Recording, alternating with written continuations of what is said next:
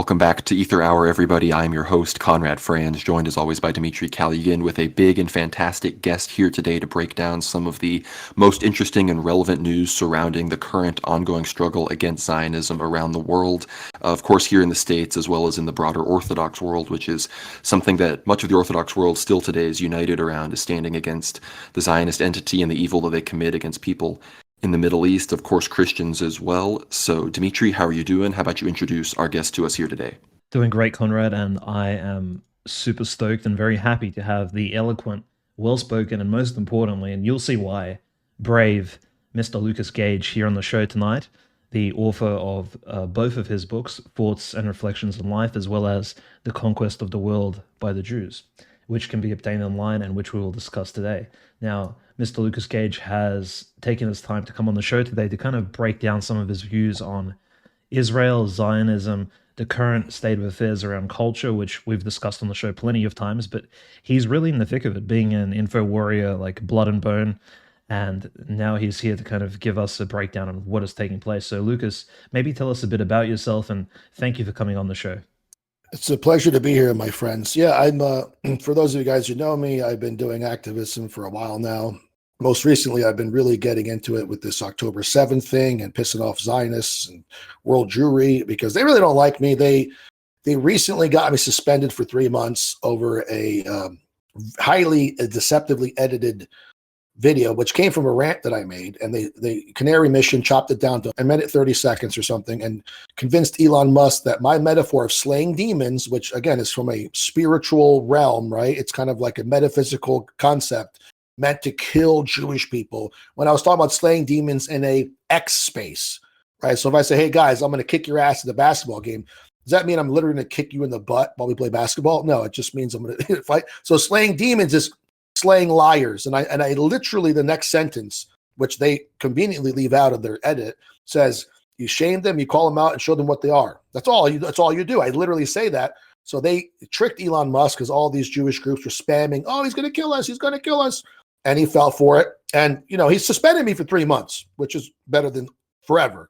But I've returned recently, and I found out that I'm no longer demonetized, which is, I don't care. It's not about money. However, I cannot get X Premium anymore. And I'm basically stuck with a 2-minute and 20-second videos and then, 240 characters. So I cannot write long content. I cannot post long videos, and I can't even get verified. So I'm pretty much, castrated. The reach I used to have was huge, and that's why they had to get rid of me. And they got rid of me because, during Band ADL, if you guys recall, I was one of the main figures. There was Keith Woods. It was myself, Jake Shields, Sam Parker, Chief Trumpster, and various others jumped along and really made a big difference, pissing off the ADL and getting Elon Musk to supposedly fight for free speech. And that was a big move, and that pissed off world Jewry, and they struck back at him. And so I was involved with that. That blew me up. But really got my account going was October 7th, standing for Palestinians who are getting mass murdered by these Israeli monsters, because there's no other explanation to call them anything but demonic monsters, because they are literally committing a genocide in front of the planet. I mean, this is probably the only live stream genocide in human history, like literally happening. They're not even covering it. They don't even care. They're just saying it. Every excuse, blood libel, anti-Semitic. It's just nonsense. And I'm one of the guys who doesn't care about their stupid appeals to emotion or anti-Semite or Hitler or whatever the case. In fact, my account and many others like me, we were challenging the 40 beheaded Jewish babies, right? Because if we didn't, it would have been like, oh my God, 40, and we would have had a shrine right next to every Holocaust museum. So we had to challenge these people for lying, because that's all they do is lie, the mass rapes and so on. So I've been very aggressive in my activism online, and they don't like that. So they had to get rid of me, and they found an opportunity. And they took it, and they lied, and everyone saw that they lied, but it doesn't matter. You know how these people work. They have a lot of influence. They've made Elon bend the knee. Everyone saw that Twitter began to die when he went to Israel to meet Bibi, and then it was murdered when he went to Auschwitz and buried. And now we have Twitter 2.0, which you pay to get censored. It's a very stupid business model. We don't have free speech, guys. We have Z speech, Z for Zionism. Because if you're a Zionist, you can say whatever you want. You can class Gaza, kill them all. But if you are one of us who are standing up for the poor Palestinian people, you are a Nazi, anti-Semite, Jew-hating, bigot, Holocaust. You know they work. And suddenly you're shadow banned. You're locked out. You're suspended permanently in some cases. So that's what I've been doing recently. But I've done activism since 2012. I've done on-ground activism. I've done all sorts of things, but I've never expected to blow up this big in regards to, I wouldn't say fame, but infamy, right? I didn't know I'd have this many people following me. It's actually quite overwhelming. I am a veteran. I do have PTSD, so sometimes it gets stressful to me, but I try to maintain myself as much as possible and do what I can. And I kind of like submitted to what you would call God. I kind of like said, okay, you know what, this is way bigger than me, and I need to just do what's right, to tell the truth. And if God is the truth, then I'm working for God. That's the way I look at it. So, and I've been doing that for the last couple months now, actually since last year, and everything has exponentially grown. And I've been so-called rewarded, but not without trials and tribulations, right? Not without getting suspended for 3 months and getting libel, slander, defamation, police visiting my house over tweets like this is China, crazy things, death threats to be my wife, all sorts of crap going on. So there's a price to pay for this, ladies and gentlemen. But if we are warriors of God, these are the things we have to do to fight for the truth. I couldn't agree more. And I think that the fact that you've been in this for so long, I used to follow you back on Twitter back in the days before you were known as, a defender of Palestine and all of these sorts of things. And I've seen since October 7th how you've been harassed. They bring law enforcement into it. And it's so crazy that you say anything, we say something that can be interpreted any which way. Suddenly, oh, it's stochastic terrorism. Oh, your words will lead to another Holocaust. Oh, your words are evil and violent.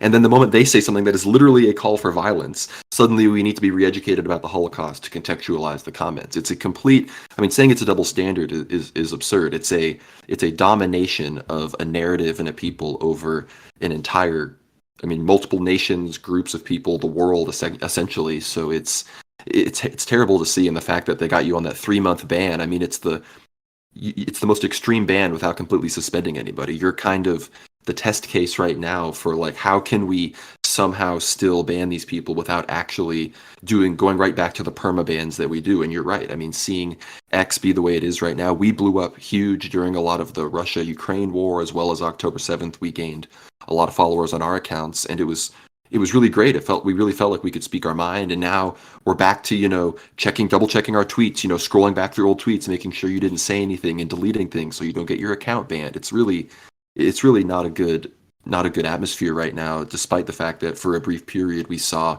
what it could really look like. And I think, of course, that scared, world Jewry and the Zionists in particular, depending on maybe even how much they knew about this whole October 7th thing happening, depending on if they knew this was coming down the pipe and that we needed to have, or rather that something like X would be detrimental to the plan that they have. But speaking of those very plans, we're hearing all about this Red Heifer stuff. We're hearing more and more about the Temple Institute and some of these extreme groups wanting to storm Al-Aqsa, wanting to storm the Dome of the Rock. We're hearing about new settlements being prepared for southern Lebanon. Lucas, you've been following the conflict. If anybody has as close as us, it's been you. I want to know your thoughts on where you think we're headed. We're hearing about new upcoming strikes from Iran. I'm wondering, where do you think, as far as the Gaza war, the Holy Land war situation right now, what do you think is in the cards for us here in the next weeks and months? Well, I think if we don't put pressure on these people, they'll do whatever they want.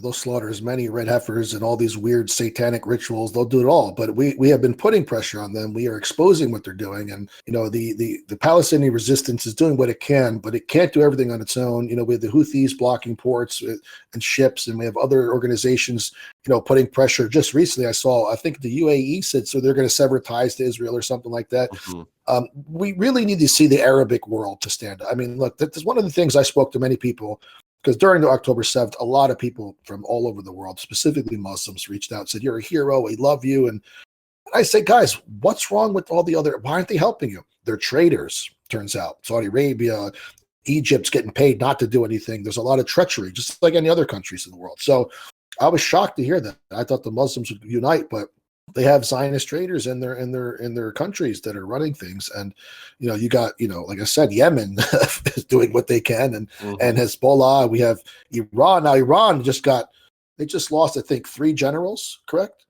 So, they have been very reserved in their response. Like when Trump killed Soleimani, which I don't even think he knew who he was, to be honest with you. I used to get mad at Trump. How could you do it? He probably didn't even know his name. I've never even heard of him back then, right? So, like, you think he knew? So they're probably like, Mr. Trump, he's a bad guy, kill him. Okay, kill him, right? But they killed Soleimani. That response from Iran toward our troops in Al-Assad, which Ironically, I was based in 2008 there at Al-Assad Air Base. There was 100 injuries, no deaths, but injuries. So Iran's retaliation, I think, scared our military. Like, whoa, wait a minute. I can't believe they actually struck us that quickly and that many targets. So I don't think the United States wants to go with war with Iran, because if they did, it would have happened then. It would have happened. Look, we go to war on lies. Now we have a country attacking us. Why not go to war? Something stopped the United States. Oh my God, maybe we can't go to war with these people. So Israel is bombing everyone simultaneously at this time. Syria, every country you could think of around them. And we're still not going to war. Okay. And so, and then, Biden even said about Bibi needs to come to Jesus moment. There's resistance from the White House. And look, I'm not a geopolitical expert. I'm not a politician. I don't know what's going on deep down in, these meetings, but it seems to me, just by looking at it, America doesn't want to get involved in the World War III. And I don't think Americans would handle it or want to get involved either. Not like we have any say, but anyone who pushes World War III, they're not getting reelected. That's just the way it's going to happen, right? So what's happening is Israel is getting desperate. They're losing the PR war. We have absolutely, on X, or I'll call it Twitter, destroyed the narrative the Israelis had. Just that year of free speech that we actually had, we did have a year before Elon submitted to the Jewish supremacists. We had free speech. We said everything we wanted. That year alone destroyed decades of Israeli propaganda and brainwashing. And it's almost I always tell people, the cat's out of the bag. It has rabies and it's biting everyone. Even if they nuke me right now, it doesn't matter. In fact, nuking me that 3 months, other people started waking up, right? People like Andrew Tate started saying things like he never thought he would say. So it's like, and it's happening, right? And I talk to all of these kinds of people in the background, with there's influencers you don't even know are aware of the situation. And they're kind of trickling information out there. So it's a lot of white pills. Okay. I had dinner with a guy 2 weeks ago. You guys would never expect. And this guy is famous around the world. Never would you count. Oh my God. He knows. They know. Look, everyone knows what's happening. It's a white pill. I'm going to tell you right now. Look at Candace Owen. You think she doesn't know? Everybody knows. It's just how do we get out and say it without getting annihilated? Okay. Ye did what he did, but he was surrounded and destroyed. If Ye and 10 other rappers came out like he's right, it would have been over, but people are scared. So our job on the ground is to make sure no one's scared anymore, especially people from the top, because people think we're going to get saved from the top. No, it's us going to save everyone from the top, and then they'll help us out, you know what I mean, with their finances. But anyway, going back to your question, the Israelis are going to do everything they can, and I think Bibi has everything in his own self-interest to keep this going, because if this doesn't work out like he wants it to, he doesn't complete the mission, right? Like George Bush, mission accomplished, even though nothing was accomplished. He's finished. Because what I remember, Bibi was like, they're supposed to go on trial for corruption. They were protesting him. And suddenly this October 7th event happened, which helped him a lot to unite Israel against the common enemy, to get rid of the Palestinian question, yada, yada, yada. So I think Bibi will do everything he can to start another front, whether it be with Lebanon or even World War III, God forbid. But the Iranians, I think, now their other I think they're going to do some. I don't know what. Some people say they're just talking shit. They're not going to do anything, but we don't know what they're going to do. They've been saying vengeance forever.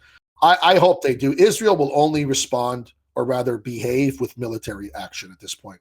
No court's going to tell them what to do. The ICJ, they don't give a damn. The UN, they don't give a damn. It doesn't matter. Only force will make them shut up. So if Iran does something, look, I don't want anyone to die, guys, obviously, but they're killing 30,000 plus people, mostly all of them are pretty much civilians, and they're laughing about it. There's a room, I don't know if you saw this, there's a telegram full of 300,000 Israelis laughing at people, okay? Just laughing about people getting run over. But I don't know of any other nation on earth that has a telegram that's several football stadiums full of people laughing at dead children, okay? I don't know. ISIS doesn't even have a telegram like this, okay? So Israel is worse than ISIS, right? It's incredible to see how evil these people are, how satanic they are, and it's just mind-blowing. So they will do everything. And then look, there's fanatics behind Bibi Netanyahu. I mean, he had to make an alliance with the right-wing, ultra-Orthodox, Moshiach-bringing type of peoples, right? And they believe in these sacrifices. Now, how the hell are you going to sacrifice anything Alaska Mosque? I mean, from what I understand, October 7th happened because of the Alaska flood, right? So imagine harming the mosque or doing something. It's going to be even worse. That might unite the entire Arab world. Who knows? So, but these people don't care. So yeah, this red heifer thing, they just flew them in recently, I believe. And They built the bridge to the thing. They got to do some weird thing with the red heifer, and it has to be done with like a diamond knife or some stupid thing at the eclipse. I don't know. It's just like, does this sound like holy people to you? This sounds like witchcraft. So anyway, will they do it? I don't know, but Israel needs to be put in check. And if we don't put them in check, if someone doesn't do it, because it's not going to be the United States, then they'll do whatever they want. And they'll continue this genocide. They'll still kill babies and laugh about it in their Telegram. And they will sacrifice these heifers without, any resistance if we don't do something about it. So again, I'm not psychic, but I know if Israel does not get dealt with militarily, they have no reason to stop. I think that's an accurate assessment, Lucas, especially because, of course, the use of force, and you yourself being a veteran, of course, being sort of on the inside at one point in your life of the military-industrial complex, sort of being a participant in wars, fighting for your country, things like that, and then, of course, realizing, of course, where all of this is going in the long term, you would definitely know exactly, where that's coming from and how force can be used in order to subjugate other countries and sort of bring them to diplomacy, right? And it's like a real mechanism, but of course a bloody and necessary one, especially I think in a case such as this, where it's essentially just indisputable genocide and essentially like a Holocaust of Palestinians that's taking place. That's exactly what is being taken and being done over the last 6 months now. And I think what's really curious is throughout history, and you cover this in your book, The Conquest of the World by the Jews, in much detail, there are several chapters dedicated to various historical periods, and what readers will notice is the overextension of these particular people, this group, these Talmudic Jews, they,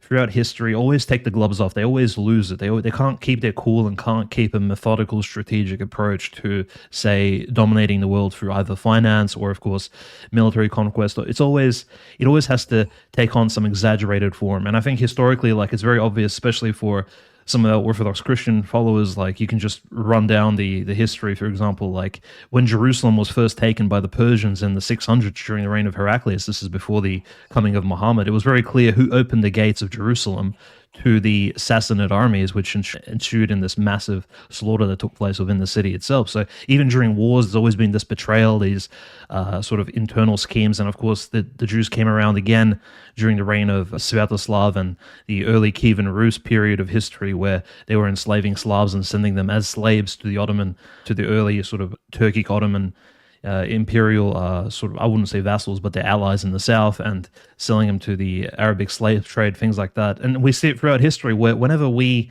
Christian countries react and respond to their exaggerated violence and abuse, there's always these cries of, well, it's pogroms, right? But the one thing we do see is there a sort of overextension. And even historically now we see the Russo-Ukrainian war, and it's like, well, the one time in history Russia and Ukraine actually united basically on a contract, right? But through signature of Bogdan Khmelnytsky and Tsar Alexei the First, was because Bogdan Khmelnytsky realized the Polish king was actually covering for these massive Jewish landowners who were abusing white Orthodox Christians in Western Ukraine, and he committed a couple of pogroms, allegedly. This is what Wikipedia tells me. And so naturally the Polish were like, okay, we don't like you anymore, and he ended up joining Russia officially. So this overextension, this gloves-off approach by members of this community, right, members of this, I suppose, satanic cult at this point, has essentially been the thing that has defined them. And in fact, we see throughout history is always these setbacks by them. They're never actually able to accomplish their plans, except for now, for the first time, they have their own state.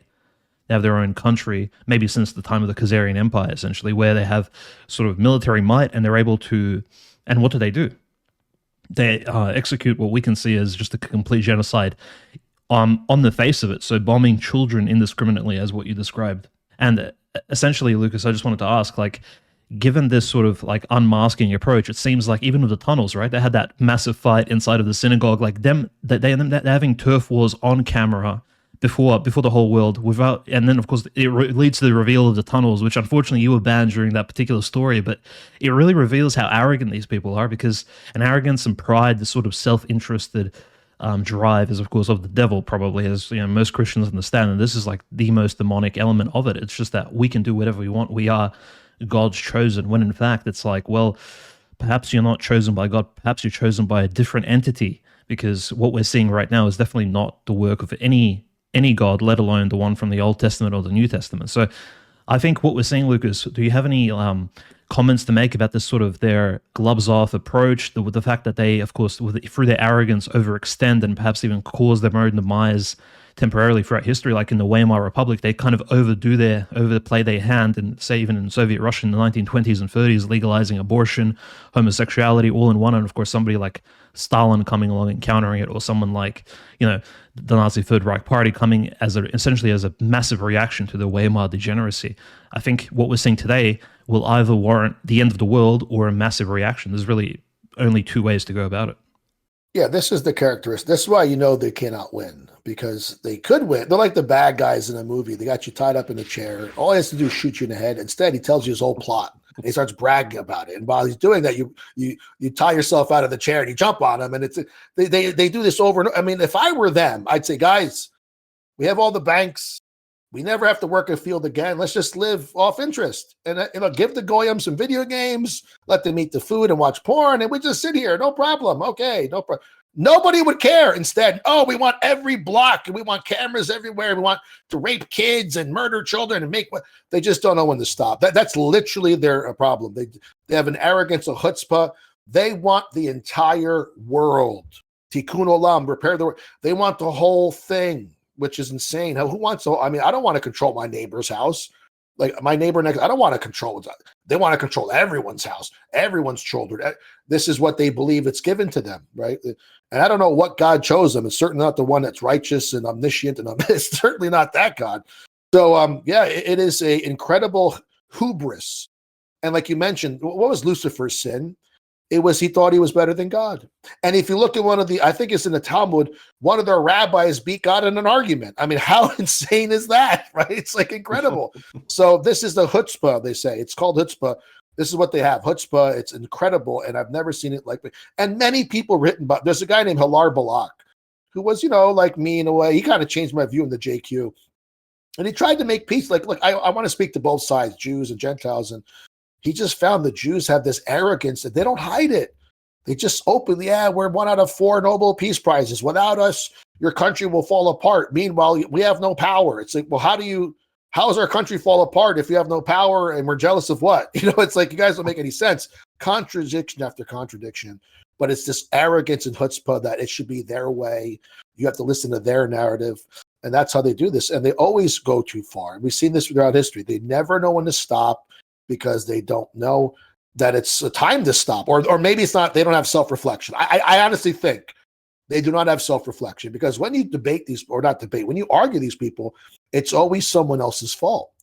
They literally are blaming the Palestinians that they are killing their children. The famous Golda Meir said, we can forgive the Palestinians for killing our children, but we'll never forgive them for making us kill their children. I'm like, are you really? Yes, they are. They're literally that insane. They have no self-reflection, no integrity, no ability whatsoever to take responsibility for their actions. I mean, even this blowing up of this convoy of these kitchen people, what was it? CWK, Centralized World Kitchen. I forget. These aid workers, okay, giving food to people. They blew up 3 different vehicles in 3 locations, and they blamed Hamas. One that they said it was a roadside bomb. What are you talking? You know exactly who you killed. And now they're like, okay, it was a mistake. We're sorry. And just all these people they don't know when to say, look, we messed up. And no. And even when they do, they're like, okay, but Hamas did. It's like, come on. But yeah, it's the hubris. It's the chutzpah. And they don't know when to stop. And that's why I know they cannot win. So they almost win, and then they screw everything up. Just like the bad guy who has you tied up in a chair. All he's got to do is pull the trigger, and he just has to tell you, look, here's what I'm going to do next for like 2 hours, and then you break free. So that's what the history shows every time. And also, people say that the Jews have a 80-year curse, that never in their history had they have a land together that's more than 80 years. It's always collapsed. And Israel's 75 years old. So according to this curse, they only have 5 years left. And look at the Soviet Union, for example, which was Jewish. And people will say, no, it's not. What was it, founded in 19-something, 20? It only lasted in 91. When did Jews take America? They established the Federal Reserve in 1913, but they really didn't take America until the 60s. Okay, JFK assassination. They took over all the institutions, opened the borders, full control in the 60s with the boomers falling asleep, right? So, yeah, 1960s, Now we're at 2000. We're maybe 20 years left in America. You see what I'm saying? If the 80 curse is true. So Israel on its way out, I think there's too many. They're fighting at the Knesset right now. They're not fighting because they love Palestinians. It's like, we look bad. We shouldn't do this. It's going to hurt us. And so, yeah, they're cursed, I think. Whether people are religious or not, there's something wrong ultimately with the way these people think or lack certain thinking skills where it's like, hey, we're doing something bad. We should stop. And they don't know when to do that. So they go all in and they double down. Even when they're caught lying red-handed, they continue to lie. And they lie about lying and lie about lying about lying. It's just incredible to see. It's mind-blowing to us Gentiles because in our culture, this is wrong. And their culture being deceptive, and their whole story about Jacob and Esau is the younger brother stealing the birthright from his older brother. And that's good.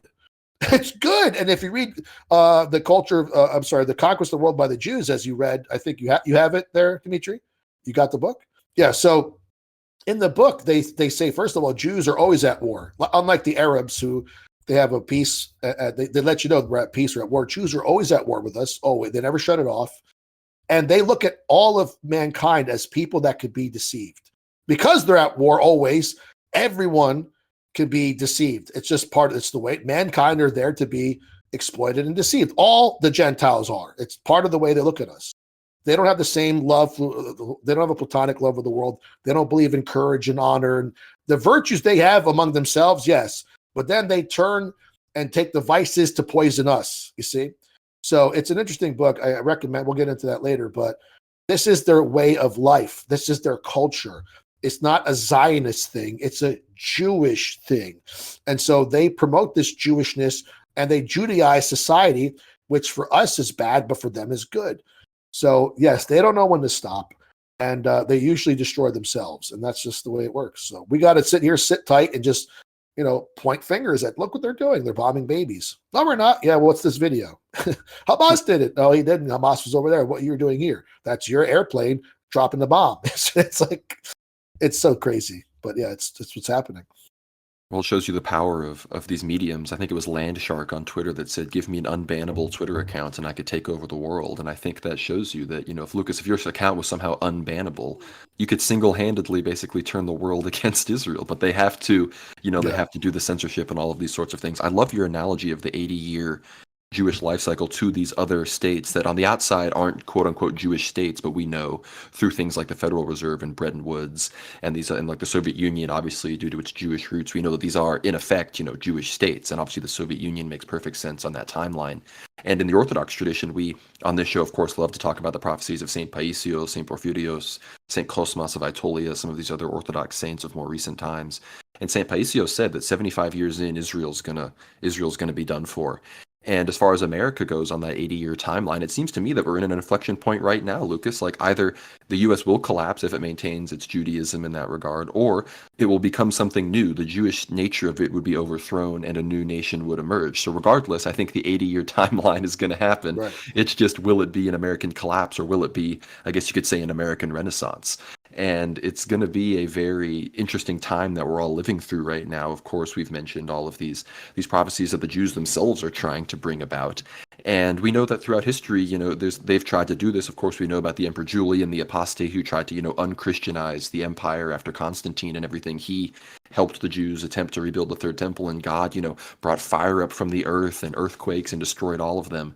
And then, of course, had Saint Mercurius kill him in battle at the request of Saint Basil. So it's this ongoing battle, not just between the Jews, like you said, and the rest of the world, but really the Jews and God and their attempt to bring, their Antichrist, their Messiah, who will, in Christian tradition and Orthodox tradition, we believe that in this time there will be a Christian emperor that rises up, and he will be to the Jews like what the Antichrist is to us, and the Jews will bring their Antichrist and kill, the righteous Christian emperor. They will kill him, and then the Antichrist reign will come. And in the Jewish mind, and of course also, the Christians would view it, the Jewish mind, they'd enter into the Messianic age, and in the Christian framework, Christ's second coming would be on the way, of course, because the Antichrist is not actually going to win. Like you said, Lucas, they're the bad guys. They are not, the story doesn't end with them riding off into the sunset with us as their, footstools, as they like to say.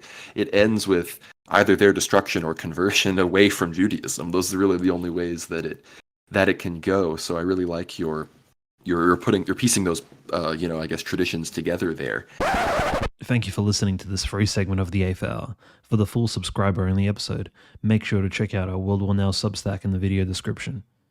In this complete episode and discussion of Lucas Gage, we touch upon the issues of Talmudic world domination, Israel's Third Temple project, and the potential outcome of the Zionist expansion in Palestine. We thank you for your support and look forward to hearing from you.